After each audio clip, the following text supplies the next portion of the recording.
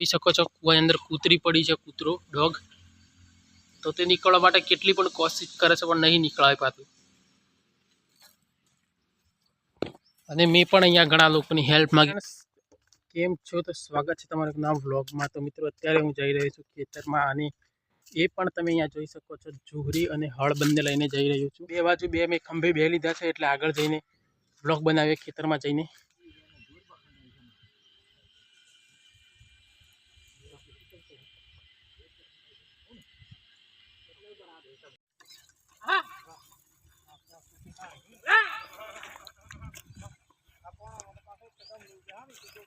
કુવામાં હું આગ પડ્યું હેળે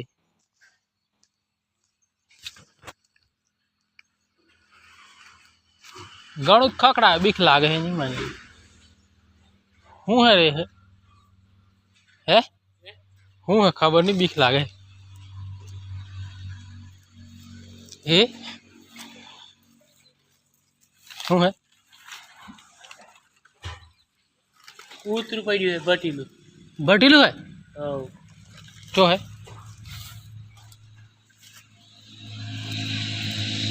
હાળું ચી બાજુ હે રે?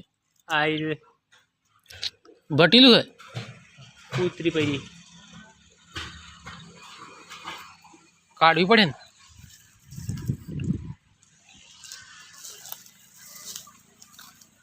કૂતરી હે કે?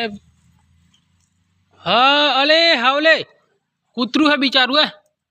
લબડી જુએ છે ને હારો હારું હે. એ જોયું કોફી જુએ બિચારું હે.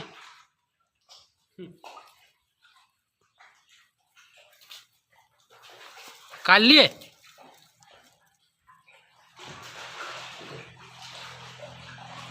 બસ વારું જેટલું કરે ઉપર રાહ લીયા જશે. જોઈ શકો છો કુવાની અંદર કૂતરી પડી છે, કૂતરો ડોગ. તો તે નીકળવા માટે કેટલી પણ કોશિશ કરે છે પણ નહીં નીકળાય પાછું.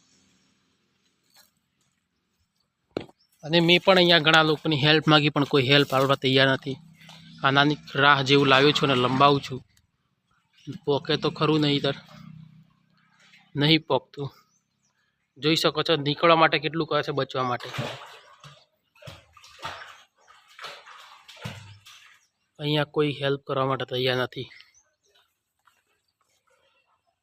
ફાઇનલી જસ્ટ મેં ફટાફટ અહીંયાથી રસ્સી અને સંકોડું અને થેલી એવું બધું લીધું છે ને જલ્દીથી જઈને કાઢીશ.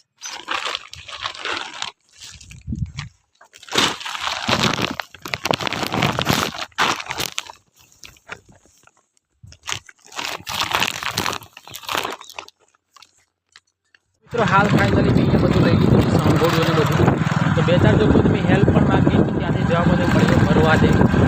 તો શું ભાઈ, અને માસૂમ જાનવરને મરવા દેવાનું હોય તમને કેટલો તમારો જીવ વાલો છે, એટલે જીવ વાલો ના હોય તો આજે હું એને બચાવીને રહીશ.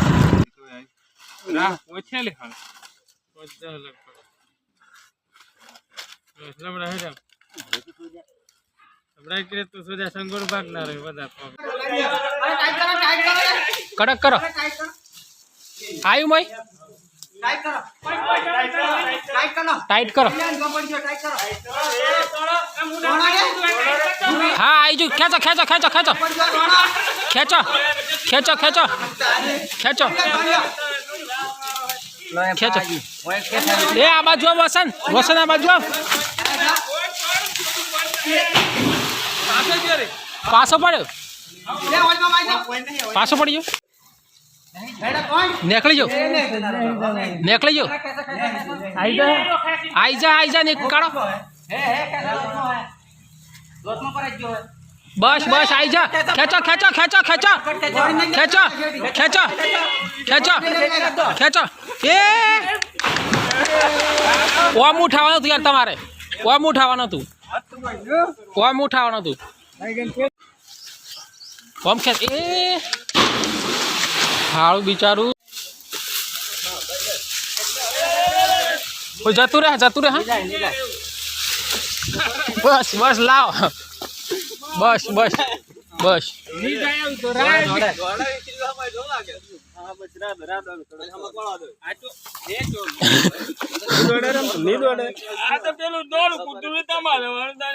હાવ હવે સોડિયાલો આજે રાત છોડિયાલો પણ રાહ નહીં કાઢવી પડેલી બનેવી મોટું બસ જો જો હોય તો એ કાનું કૂતરું હે આમ તો બા સીધા હે કા જેનું હોય એનું છોડ્યા જ હું કહું ઘેર જાય એટલે જીવ તો બસ હા આમ જતા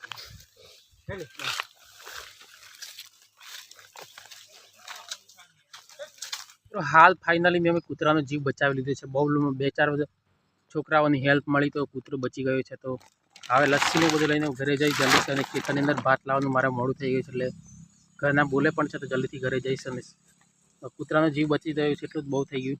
ચલો હવે જલ્દીથી ઘરે જઈએ અને ભાત લઈને ખેતરમાં પાછા આવીશ.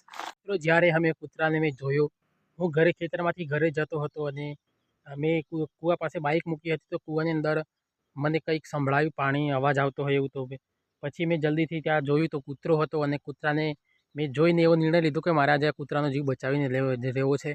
તો પછી જલ્દીથી મેં આજુબાજુ લોકોની હેલ્પ માંગી પરંતુ કોઈની હેલ્પ મળી નહીં.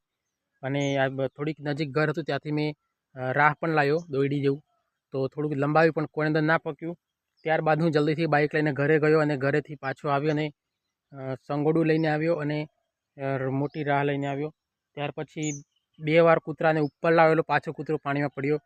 પરંતુ 3 બીજા ગામના લોકોની હેલ્પ મળી પરંતુ ગામના કોઈ માણસની હેલ્પ નહીં મળી. તો તમે વિચારી શકો છો કે મારા ગામના લોકો કેટલા દયાવાન નથી, કોઈ પર દયા નહીં કરતા. કારણ કે માસૂમ જાનવરોની હંમેશા દયા કરવી જોઈએ. એ બહુ વખત ખજૂરભાઈ પણ કહે છે કે ખજૂરભાઈના બ્લોગ્સ જોતા નથી અને ખજૂરભાઈને ઓળખતા પણ નથી કે શું દયાનું કામ કેવું કરવાથી શું થાય કોઈને ખબર નહીં એવું લાગે છે મને તો. કારણ કે 2-4 જણોની હેલ્પ માગી, કોઈની હેલ્પ ના મળે એટલે એવું જ કહેવું થાય કે એનો અર્થ એ જ થાય. બરાબર. તો ચલો મિત્રો, મારે ખેતરની અંદર પણ મોડું થઈ ગયું અને બધે બોલતા પણ કોઈ વાંધો નહીં. કૂતરાનો જીવ બચાવવાનો નિર્ણય લીધો અને બચાવીને રહ્યો એટલું જ બહુ છે. તો અત્યારે તો ખેતરોમાં છું, હવે ઘરે જઈશ. તો વિડીયો ગમે તો વિડીયોને લાઇક કરી ચેનલને સબસ્ક્રાઈબ કરો ના ભૂલતા. અને આવા કામ હંમેશા હું કરતો રહીશ. બરાબર. અને તમે પણ કરતા રહો એવી આશા રાખું છું.